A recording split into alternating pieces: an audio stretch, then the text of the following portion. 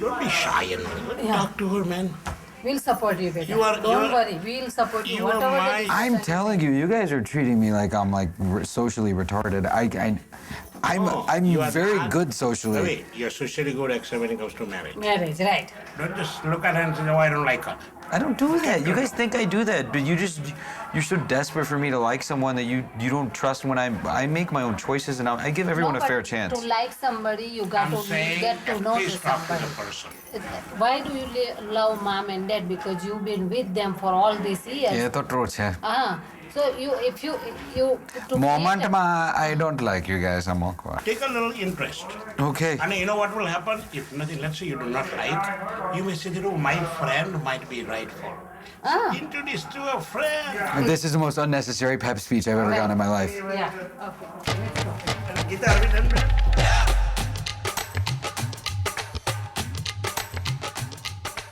How do we want to do this? Should I just...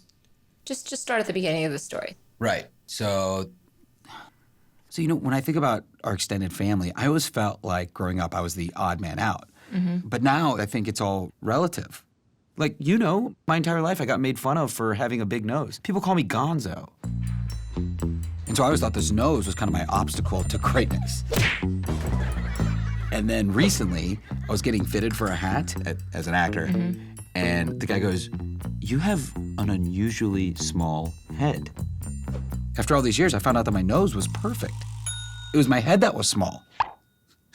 Wait, how did... You see what I'm saying? So, like in terms of the family, maybe I'm not the one who's out of place. Rob, maybe it was an analogy Rob, between the... Can you just start the story? So start with the trip to India. Right. Whenever in my head I imagined who it was that I was going to marry, it was this Indian girl. Yet here I was, almost 30, and I hadn't found one yet. And then here Dad was saying, trust me, this is going to work. And I was like, you know what? Maybe I'm being closed-minded. Right. This system has worked for so many people. When our children came to a marriage age, there was a need for some kind of matchmaking, girl to a boy. How do you still follow the same system that was workable back home in the small area, but not workable here because of the geographic, the distance? So what happened? What happened is they invented the biodata. The biodata is a sheet of paper, like a resume, that the parents pass around to help them make an informed decision when they're making matches. Nobody writes their own biodata. It's done by committee, and it's a very rosy picture of yourself that really isn't you. I never gave my mom an actual physical biodata. I refused. I was like, I'm not gonna resume myself out on a piece of paper. And she's like, give me a resume. And so I sent her my work resume. I've never seen mine. Because I just don't want to know. I go to a wedding and I run into this lady. She's like, oh my God, come sit down next to me. You're so wonderful. And gosh, had your dad sent a better picture of you, you could have been my daughter-in-law. And I'm like... Here's what's on my biodata. Date of birth, height, weight, occupation, education, hobbies. And then there's stuff I have no interest in, like parents' location and work history, sibling location and work history, horoscope, caste, skin complexion. There's wheatish brown. I think I've seen almond brown. It's like the lighter you are, the more attractive you are. They talk about the homely, wheatish complexion girl. I mean, it's a running joke. Well, one, the word homely is used wrong. Hey, Hasmukh, what's up? Listen, got your daughter's biodata. Oh, great job. I mean, PhD, really? Okay, see, here's the thing. Raj is more of a wheatish brown.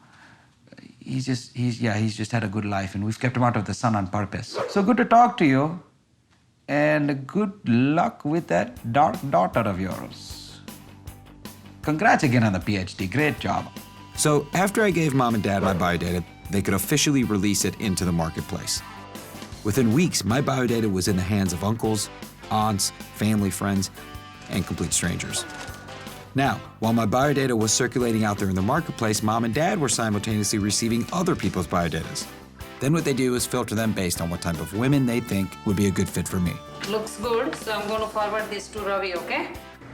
Dad sent me 20 biodatas, which is basically 20 pictures and resumes of matrimonial candidates, which is totally normal, right?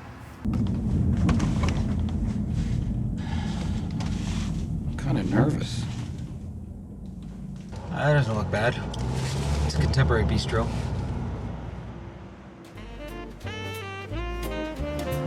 I'm a little nervous. This is like really weird. I'm nervous too, okay? You're not the only one. Do you want a drink, by the way?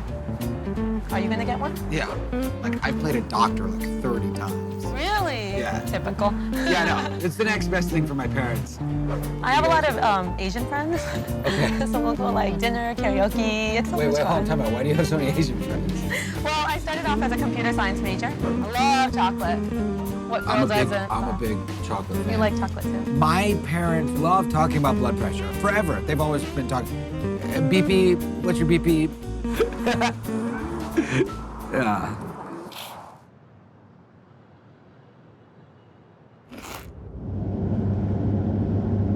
So what did you think of her? I think she's really cool. I mean, I don't know. We'll see.